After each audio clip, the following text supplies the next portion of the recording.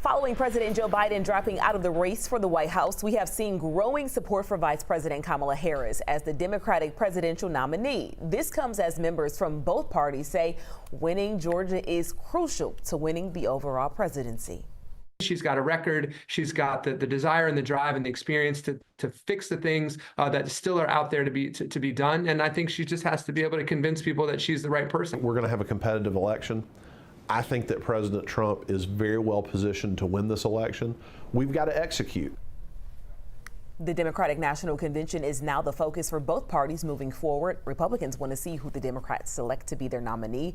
And while Democrats throw their support behind the VP, they say they're committed to an open and transparent process. Speaking of support, the past has proven that Gen Z and first-time voters hold a lot of power on Election Day. NBC exit poll suggests that 65% of people between the ages of 18 and 24 voted to elect Biden in 2020.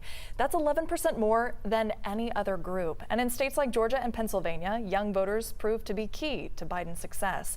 So to get a pulse on how voters are feeling after a major shift in the race for the White House, NBC's Zincle Esamwa held a roundtable with Democratic voters in Pennsylvania who right now are undecided. What went through your mind when you heard the president was not going to run? I almost felt relief because there's been so much back and forth. Just speaking to a lot of other Gen Z voters and a lot of other young people, I think for a long time we've been feeling a bit disenfranchised. If you had to vote today, who would you vote for? Kamala Harris. Kamala Harris, without a doubt. Kamala Harris. RFK Jr. It's going to be really hard to pull off a campaign in this short a time. In the next month, she still has to convince everyone in the party to unite behind her. Voters also raised concerns about key issues like abortion, the economy, and civil rights. According to an NBC News poll from earlier this month, 83% of Democrats under the age of 34 wanted a different nominee.